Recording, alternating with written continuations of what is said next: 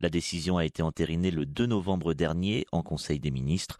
Décision accélérée à cause de la hausse des prix de l'énergie. En Pologne, les habitants payent leur électricité 20% plus cher que l'an dernier.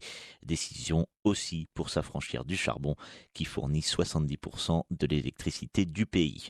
D'un simple tweet, fin octobre, le Premier ministre polonais avait mis fin au suspense.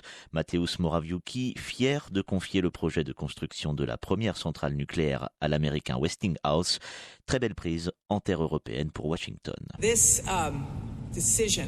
Cette décision de la Pologne renforce nos relations bilatérales en matière de sécurité énergétique pour les générations à venir. Jennifer Granholm peut se réjouir. La secrétaire américaine à l'énergie sait que sur ce dossier, la concurrence était rude, notamment côté français. Véritable camouflet en revanche pour EDF qui voit un marché à 40 milliards d'euros lui passer sous le nez. Voilà ce que disait le président français Emmanuel Macron en visite en Pologne il y a 2 ans. À propos du nucléaire polonais. C'est en coopérant sur le plan, là aussi économique et industriel, pour bâtir une énergie du nucléaire en Pologne. Et la composante nucléaire dont la Pologne souhaite se doter, la France a un rôle à y jouer sur le plan, là aussi, technologique, industriel, de coopération stratégique, pour qu'il intègre son mix énergétique. Nous avons commencé les discussions et nous les poursuivrons. Raté donc pour cette fois, Paris sans doute devancé en raison de la guerre en Ukraine. Car le choix polonais est clairement politique. Varsovie plus que jamais dans l'OTAN face à la menace russe. Nous retrouverons Jennifer Granholm.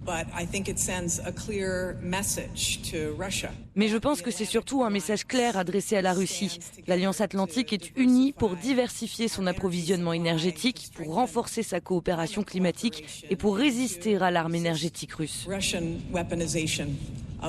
Depuis le début de la guerre en Ukraine, Varsovie s'inquiète de subir le même sort que Kiev.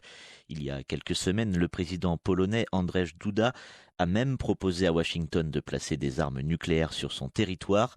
Un moyen, un de plus vers l'escalade.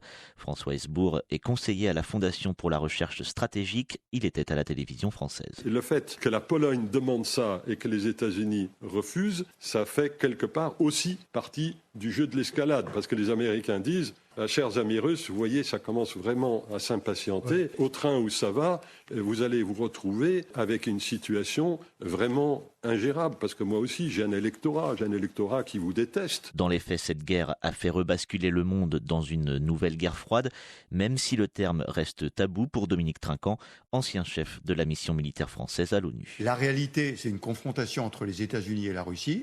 Mais on ne doit pas le dire, mais on ne doit pas le montrer, et on doit faire comme si ça n'existait pas. Pour le moment, le gouvernement polonais n'a toujours pas indiqué où sera construite cette centrale nucléaire, mais le choix pourrait se porter sur la ville de Choksewo, au nord, sur les côtes de la mer Baltique, à quelques dizaines de kilomètres à peine de l'enclave russe de Kaliningrad.